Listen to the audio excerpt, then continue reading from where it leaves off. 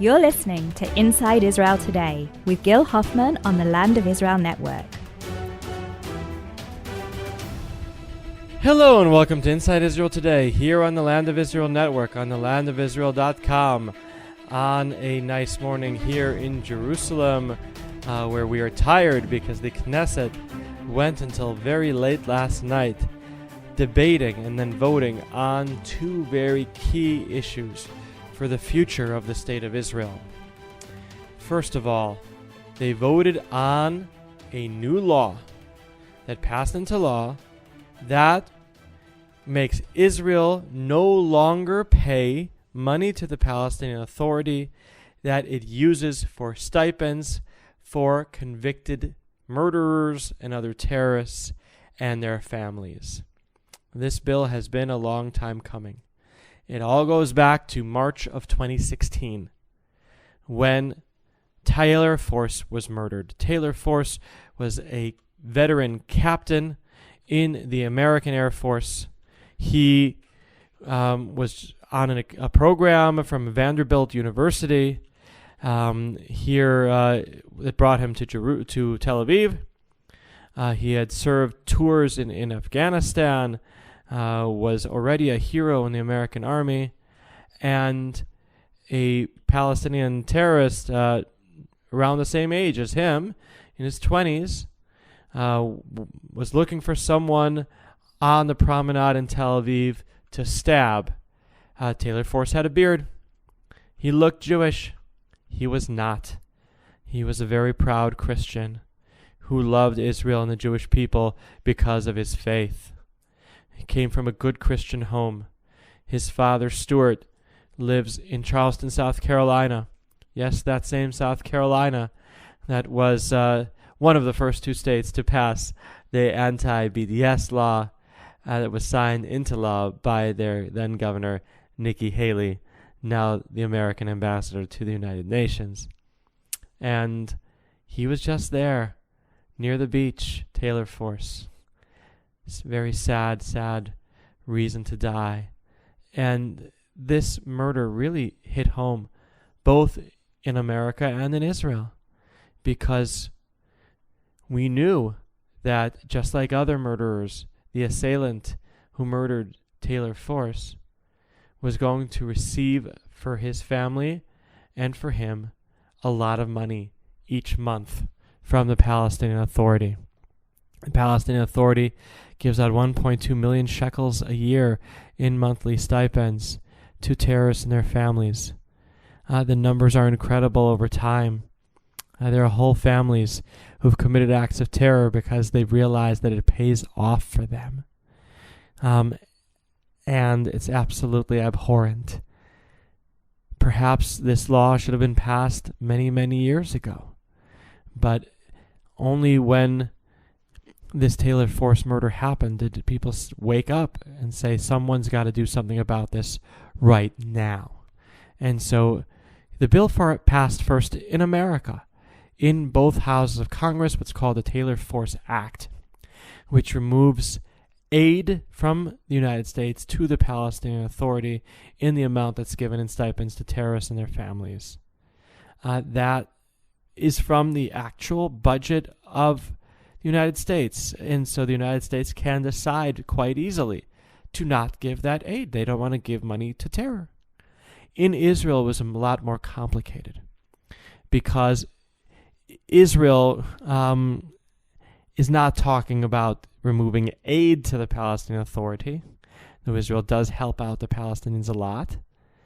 It's talking about removing money from the tariffs and taxes that Israel collects on behalf of the Palestinian Authority and then gives it to the Palestinian Authority. This is money that really belongs to the Palestinian Authority. It's import taxes and taxes on workers that work in Israel but are Palestinians, and money that had the Palestinians had a state, they would be able to collect themselves. But because they don't, Israel, according to agreements signed in Paris that were related to the Oslo Accords,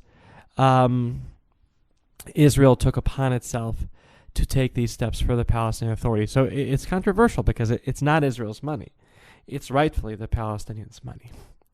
But Israel is taking a punitive step that hopefully would give them deterrence and persuade the Palestinian Authority it doesn't pay for them to fund terror anymore. Between the Americans cutting off that aid and Israel taking the same amount immediately from the Palestinian Authority. They need to start thinking, is this the right policy for them to be having? The American administration has certainly been trying to persuade the Palestinians of that. As the defense minister, Victor Lieberman, said after the vote passed by a very wide majority last night with the support of every faction in the Knesset other than the Joint Arab List and the Meretz Party, Lieberman said that this is part of fighting terror. Sometimes you have to fight terror not with weapons, but by hitting people in their pocketbook. So that's what he and the Knesset voted to do to the Palestinian Authority. We will see if it'll have an effect. Other countries are starting to come on board too. Just yesterday, Australia said that the aid that they were giving the Palestinian Authority, it will instead give to the Palestinian people via international kinds of funds, not to the PA directly. And the Europeans who provide the Palestinian Authority with so much aid, at the very least now, after what the United States, Israel, and Australia did, need to be checking better the transparency to make sure that their money does not go to fund terror against Israeli and Palestinian as well, civilians, men, women, and children, and people that have nothing to do with the Israeli-Palestinian conflict, like Taylor Force. Now, along the way, the legislative process kept on hitting roadblocks.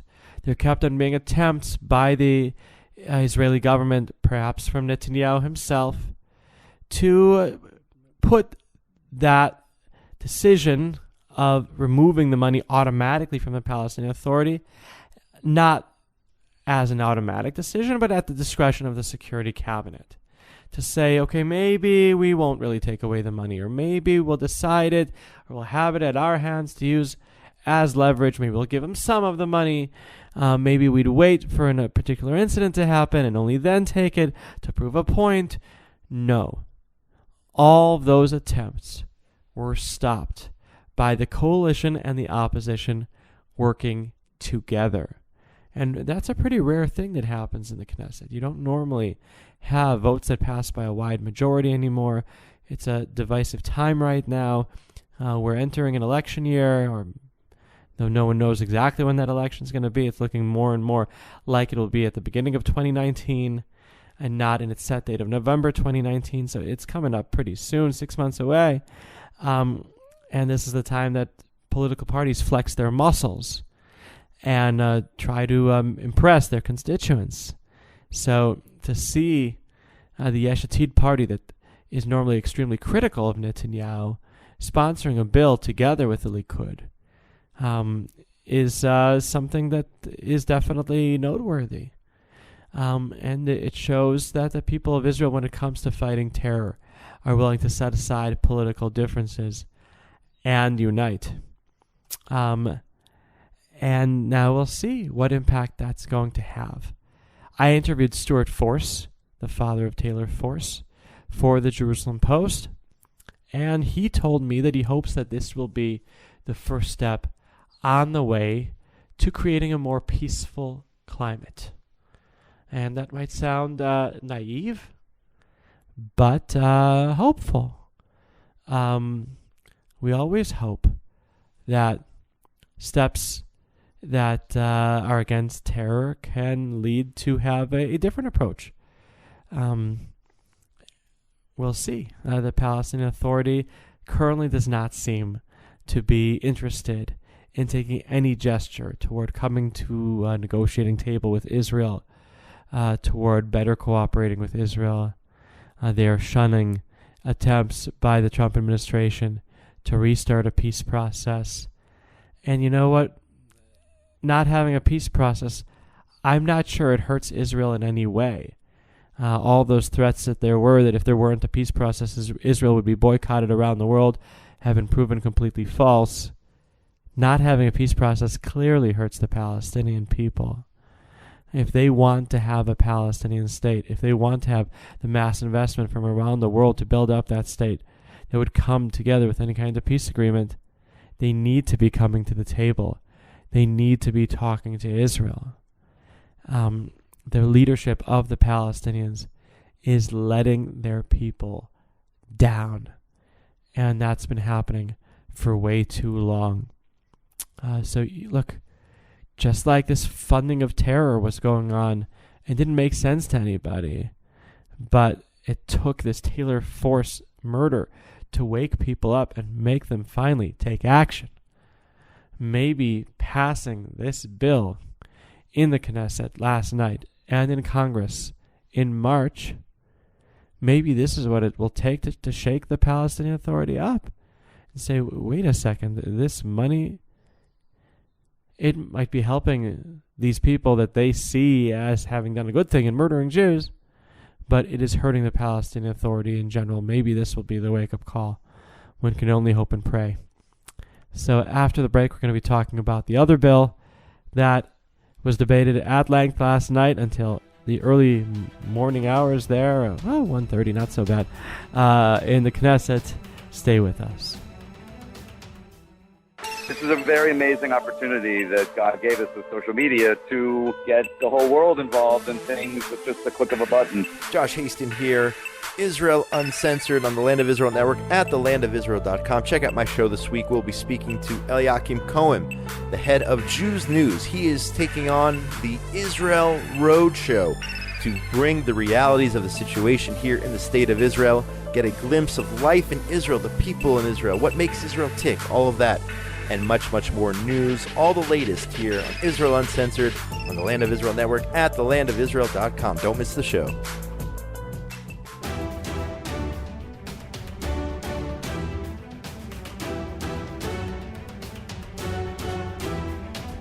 And we're back here on Inside Israel Today on the Land of Israel Network on thelandofisrael.com.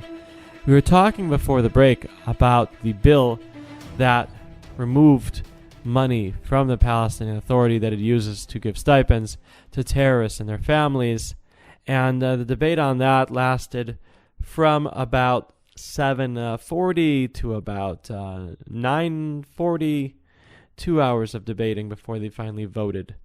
I was surprised at how long it took, because it being such a consensus bill, so many members of Knesset speaking, it got to be a little redundant. The Arab Knesset members who were against it decided to each speak one after another, about 7 or 8 of them, saying virtually the same thing every time. And this was, I know, upsetting a lot of journalists because they were more focused about the next bill that was coming up on the agenda of the Knesset, which was the bill that would draft yeshiva students. Now, this is a bill that's been worked on for about 70 years. David Ben-Gurion, when the state was founded, Israel's first prime minister, met with the Chazon Ish, the leader of ultra-Orthodox Jewry in Israel, also known as Rabbi Karelitz. And the rabbi begged Ben-Gurion. He said, "We are trying to rebuild Torah Jewry after the Holocaust. Please don't make the ultra-Orthodox yeshiva students go to the army." And so Ben-Gurion agreed. He said, okay, there's only a few hundred anyway. But he made them sign something saying Torah is my trade, which meant that they couldn't enter the workforce as long as they were deferring their army service, which they would continue to defer until the army wouldn't take them anymore. And what this did is it created poverty among the ultra-Orthodox, a lot of whom would have gone to work if they didn't need to be avoiding the army. And over time, poverty just gets worse when they don't have their parents to support them anymore, their grandparents to support them anymore. And so that's spiraled virtually out of control as the generations have gone by. And so the previous government of Israel that had Yair Lapid in it and the ultra-Orthodox out of it, they tried to draft more ultra-Orthodox into the army. The ultra-Orthodox saw it as trying to force it on them, and they resisted. When Netanyahu built a new government in 2015 without Yair Lapid and with the ultra-Orthodox, they rescinded virtually everything that the ultra-Orthodox were not able to prevent that passed in the previous government. The one thing that they did not rescind was that Torah umanu Torah, as it's called, that Torah is my trade, that clause would not come back. It was taken away in the previous government. It's still not going to be there. No longer do the ultra-Orthodox have to be poor in order to avoid army service. But the rest of what's passed in this government, the Supreme Court has ruled illegal. They've said it's not fair that the ultra-Orthodox are able to avoid army service while other people are not. And so the Supreme Court sent it back to the Knesset to pass a new law. And this time, the Defense Minister, Victor Lieberman, said, you know what? If the Supreme Court is saying that it's not fair, then perhaps the bill shouldn't be written by politicians. Perhaps the bill should be written by the defense establishment, by the army, basically, with the army saying what they need and what they want. So if anyone goes against the bill, they're going against the IDF. And so that's what they did. They had the defense establishment write that bill, and that is what came to a vote last night after 1 o'clock in the morning. The bill would give financial penalties for quotas of yeshiva students joining the army not being met. Now, that could be a lot worse for the ultra-Orthodox. They're not being thrown in jail for avoiding army service. Other people would be thrown in jail for avoiding army service. The draft is compulsory. That's going a big step toward them.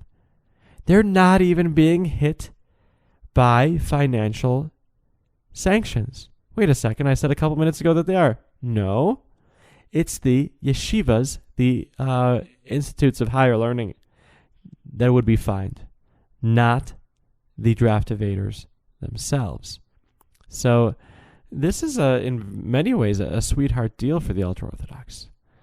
Last night, they voted against it, and Yair Lapid voted for it, which could be complicated. Yair Lapid wants every ultra-Orthodox or Arab person to serve in the army, he told me yesterday, in the faction of his Yesh Atid party. But he's decided to support this bill. The reasons why depends on who you ask. He would argue that it's a good bill, similar to what Yesh Atid sponsored in the past. Others could explain why that's not entirely true, including the criminal sanctions. Some say that he has political reasons, that he wants to get more support and thinks that it would help him to not go against this bill. Some would say that he's trying to trick the parties in the coalition because he's saying, I'm supporting it, but only if you don't change anything.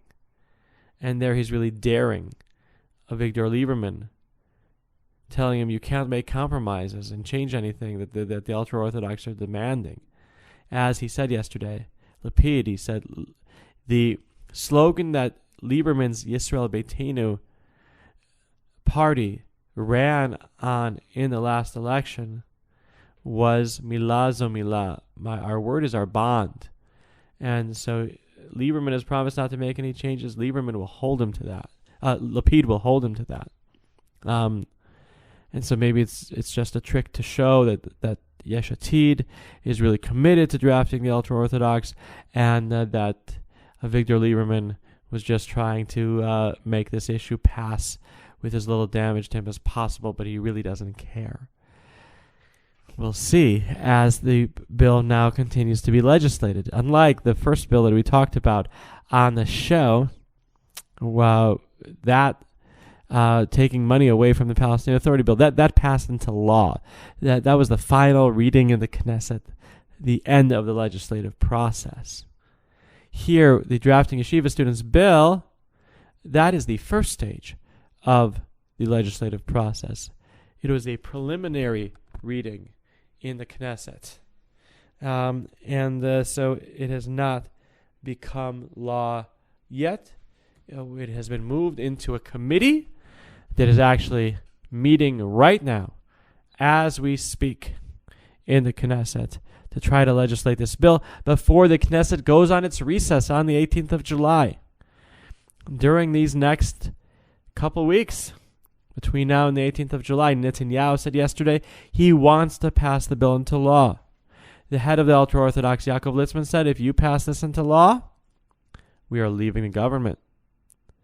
A process that could lead to elections being initiated, probably not right away, but in October, when the Knesset comes back into session. Elections that would be held in January, February, March at the latest. Those are the 3 months that are the most likely at this point for elections to be held. Now, another possibility is that they could decide to go back to the Supreme Court and ask them for an extension to pass the law that would be in place of the bill that the Supreme Court ruled before was unfair and therefore illegal. 6 months, though, what would happen if they delay it for 6 months? If they can't reach an agreement now, how are they going to reach an agreement later? Right now, this is a government that is very helpful to the ultra-Orthodox. They're not going to get anything better. So a lot of people are saying, why are the ultra-Orthodox protesting? And the answer is that there are a lot of extreme people among the ultra-Orthodox. Some of them don't even recognize the state of Israel existing. They see any bill that would make any of the ultra-Orthodox stop learning Torah and go to the army as being something that would destroy their society.